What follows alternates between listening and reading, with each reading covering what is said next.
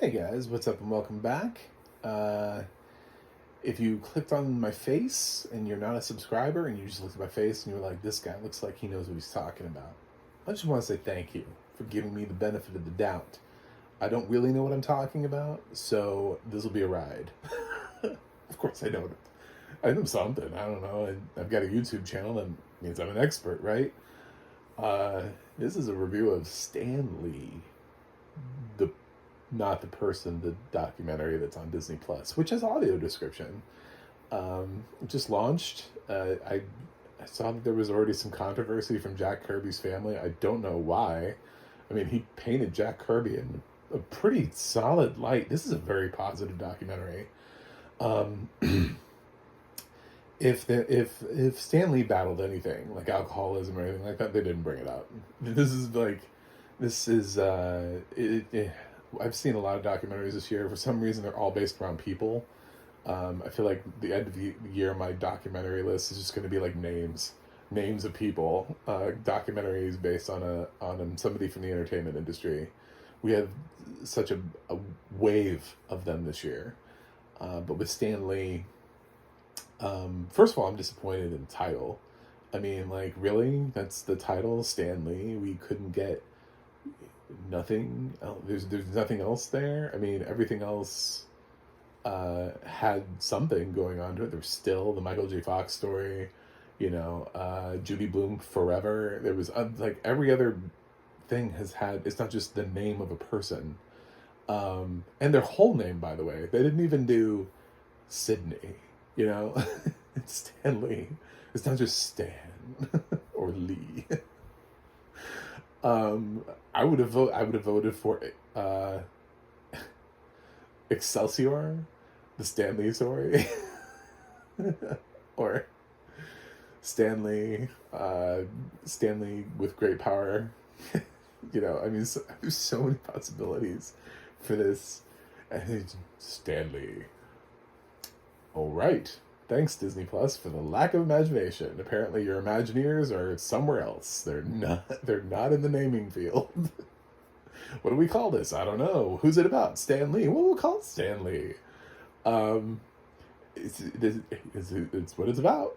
It's about Stan Lee, and I don't know. I know Stan Lee did a lot of stuff before he died, where he filmed a ton of Marvel cameos for a lot of upcoming films, so he was able to be in them even posthumously. So I don't know if he knew they were going to do a documentary about him, and he gave all these interviews, and it just took them a while to piece them together. But he narrates this he's in this documentary so much, it's like they just interviewed him, and he's been gone a little bit longer than that, and it's kind of weird. He really does kind of narrate his own life, which means he's controlling his own narrative and his own story, and he's telling you what he wants you to hear. Okay, so it's on Disney Plus, so it's only going to be just so deep a dive. If Stanley had a heroin problem, we would never find out about it from this documentary. This is a very optimistic documentary, a very sort of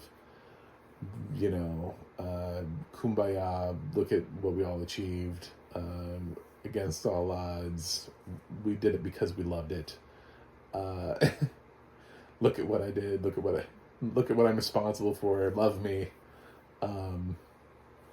Oh, he's such a nice guy. Oh, I love my wife. We have no problems. It brushes over anything that may or may not be. Every time he has anything that might have been a conflict in his life, he kind of just laughs it off. Like, he's like, yeah, it wasn't a big deal. Anytime he was told no, or there's like one time when Marvel was restructured, and instead of having a lifetime contract, he was reduced to 2-year contracts. So, but he doesn't, there's never like a sense of resentment in anything he ever says. He's never really angry about anything. He's just kind of like, I'm Stan Lee. I'm everybody's favorite grandfather. Everybody loves me. Welcome. And that's the film. And he talks about himself a little bit, and we learn a little bit about where he came from, all the way up through, you know, his wife and his daughter. I didn't know that he had a second daughter that didn't make it very far past childbirth. So, I mean, there were things that I learned. I now feel like I know a little bit more about Stanley, but I feel like I know the sanitized version of Stanley because it was the version that Stanley wanted everybody to know. Sometimes I think you have to have that third party view that comes in and sort of does all the research and asks a bunch of different people and sort of analyzes what's the interesting story. Let's introduce some conflict.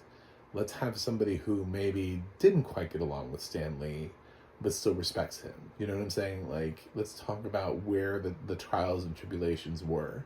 Because this film really kind of makes it seem like there were no trials and tribulations because he seems so unaffected by all of them. Like, every time he was presented with a challenge, he was just like, well, I don't know, I just kind of did it. I went into the office and I pitched Spider-Man and he said no. And I was like, well, all right. And I went back to my office and later on, we were finishing out this comic series, and I was able to squeeze Spider-Man into the final issue, and then he came into the office and he was like, "Hey, that's Spider-Man. Why don't we turn him into a series?" Like, it's basically how it is. It's just like everything just kind of works out. He just had like this great life that was perfect, and fans and all the inspiration. And he talks about his fan club and all these people he's hired and artists that he worked with, and he really makes it seem like he did it all for the artistry. That he was always supporting. There was the Marvel way of doing things where he came up with, he was tired of writing the way that he was writing, so he trusted in the artists. He kind of just told the artists, this is where we're taking the story, go ahead and draw it. And then he filled in little speech bubbles. So, yeah, I guess that was revolutionary and changed the game. So, yeah, he talks about comic book censorship really early on, and how, you know, because it was a perception that comic books were for kids, that they had to make sure that everything in there was sanitized and safe, even though it was a self-policing thing. That's all it is. It's a very happy, it's less than 90 minutes.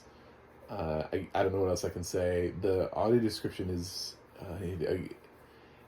it's okay. I mean, it's a talking head documentary. However, 90% of that talking head is Stanley. Yes, a couple people pop in. It's generally pretty obvious who they are.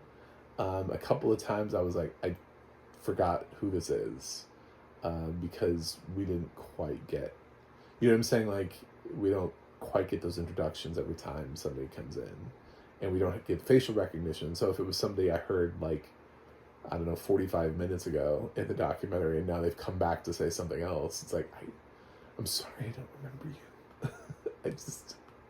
I'm not that good. So, but that's a pervasive problem with documentaries of this style. Is you know, it's a documentary. It's people are talking, and it moves on to somebody else who's talking, and somebody else who's talking. Like, my video right now would be impossible to audio describe because I have not shut up. I just keep talking. So if a narrator took my video, how would they describe it where would they interject? It'd be really hard for them to actually put audio description in my video. So, it's a little bit like that. It's just kind of nonstop talking, most of it from Stan Lee. So, if you're a Stan Lee fan, I'm sure you'll enjoy this. But in terms of, like, the cinematic worth of this film, there are better documentaries this year. There are better documentaries that explored trials and tribulations of their people just a little bit better. They were willing to admit that the road was not quite, the grass was not that green, and the road was not that straight and smooth, wasn't, you know, freshly paved.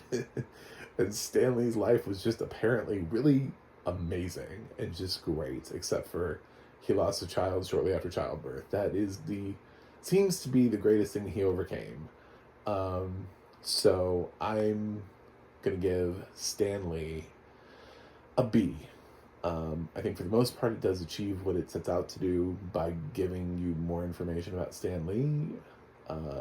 However, it does kind of feel like it's the sanitized more version of Stan Lee, like the for kids version of Stan Lee. For the Disney Plus version of Stan Lee, if he ever did anything wrong, we would never know about it. It's all been swept under the rug. Kind of like we took a long time for us to ever hear anything about Walt Disney. So, who knows? I'm sure there will be a Stan Lee biopic at some point, but maybe then we'll get some interesting facts and tidbits. Anyway, thanks for watching. Thanks for subscribing. I do have a website, macthemovieguy.com. You can go to the audio description project, adp.acb.org. It'll let you know what has audio description where you can watch it. You can follow me on Instagram or Twitter at MacTheMovieGuy, and you can go to the ADNA.org where you can look up who's narrating your favorite films and television series. That's it for me today. I will watch something else and review it, and see you guys on the other side. Excelsior! As Stan Lee always said. I remember that Sci-Fi Channel series where they were trying to find a new superhero, and he was always like, Excelsior! So great. I love Stan Lee.